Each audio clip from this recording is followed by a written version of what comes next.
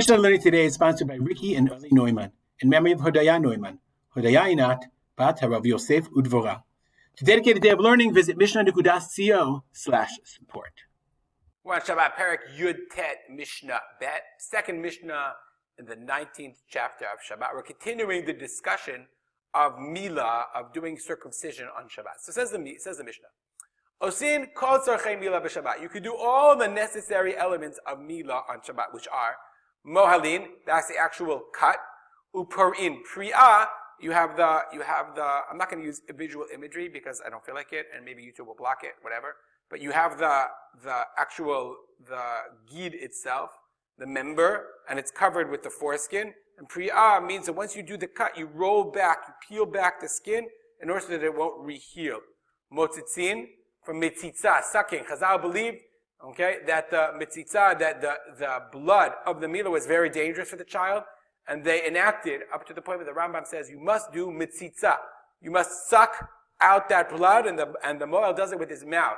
Nowadays they do it with a tzinor, with a little pipette, but there's a whole, as you all know, you might have heard of this term, there's a whole tremendous controversy about the idea called, I'll just write it for you so you know what it is, called Mitzitza Bepeh. Mitzitza Bepeh means sucking with the mouth, directly. Because sadly, many children, they can contract diseases if the Moel himself has diseases. So a big controversy in New York, even controversy in Israel. It's very simple. You can do it with a little pipette, and then there's no physical contact between the child. Even nowadays that we know Mitzitza, science has decided that Mitzitza is not an effective, is not an important act. Halachically, it's enjoined, it's prescribed by the Shulchan Aruch as well. So we still do Mitzitza. That's part of the Milah. Mohalin, Milah, the actual cut. Pri'ah, the rolling back. Pri'ah, ha'ora mechaseh rosh hagid, you pull back the skin. And Mitzitza, sucking it. Okay? V'notin alea ispelanit, and you put on an ispelanit, which is a bandage. V'chamon, cumin. They believed, and I don't know, cumin has healing properties. Okay. What happens though if you have whole cumin? Im lo shachak me'erev Shabbat. Shchika, remember we learned about this idea. Shchika, we learned, and this is not according to Rabbi Elazar, according to halacha. What if I don't have cumin ready? I didn't grind it before, I didn't crush it. And shchikas mamnim is tochen, that's in the Oraita. Says the Mishnah, lo es b'shinav, you chew it, v'noten, and then you place it on the wounds. Therefore you have to do it with a shinui. Okay? Because you don't have to do it, that's what the Bartuner says.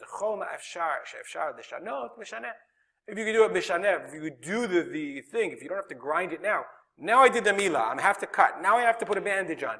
So, I need the cumin, I need the medicine, so instead of grinding it in the normal way, I do it with a shinoi. Imlo taraf yain b'shem and me'erev Shabbat. They would also put this mixture of wine and oil together. Litrok means to beat it. So if you didn't beat it, me'erev Shabbat, yinaten ze ba'atzmo v'ze ba'atzmo. You take one, you put one and then the other. The Bartanura says he says the following. They would beat in a bowl, they would beat wine and oil, and mix it together for healing purposes. Like you mix eggs in a bowl. So therefore you put one and then the other. So the Kahati says, you put each one in a bowl, it's a machloket, whether you say it, you put one in a bowl and the other, and then you place it, but you don't beat them together. The implication also, it's unclear.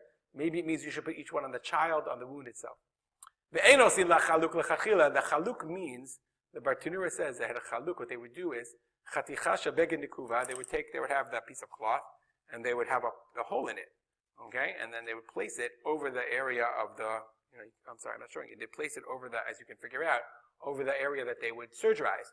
And they would place the Milah in that hole, so that the skin would not cover up the gid, the member, again. So therefore, the Mishnah says, you can't make that chaluk, you can't cut the little hole. But you can use a shmata, you can use smartut and wrap it around. What if I didn't bring it from Erev Shabbat? I didn't bring the smartut, the Moel did not bring it. Then he says, the Mishnah says, korech al etzba'o, he wraps it. Remember, if there was an area without an eruv, korech al etzba'o, umevi, you wrap it, then you just wrap it around your finger and you bring it because it's a little tiny thing, and it's what's called derech malbush. Let's see in the Bartanura, he says, derech malbush. You're wearing it like, you're wrapping it around your finger, because everybody walks around with things wrapped around their fingers, I guess. You do it again, this idea of a shinui, because remember, we paskin like Rabbi Akiva, and you're not allowed to do things that you could have done before. But here, you're not carrying, you're just carrying derech malbush. Okay, and the Mishnah says, okay, now even if it's from a different chatzer, not from the same courtyard, it's from a different courtyard, remember, it's only the Rabbanan. You're not carrying it in Reshut Rabim. And therefore, since it's not Reshut Rabim, therefore you're allowed to do it derech malbush. Even if there's no eruv. I'll just mention the Kahati says that according to the Ran, in the name of the Ramban, since it's derech Reshut Rabim, even you're only allowed to do derech Reshut Rabim because it's derech malbush. That's a machloket in the Rishonim. We'll stop here. As always, if you have comments or questions, you can email me at my email address, rspolter@gmail.com. I will dedicate our learning to the memory of my father, Rav Simcha ben Yitzchak Kalman. Have a great day.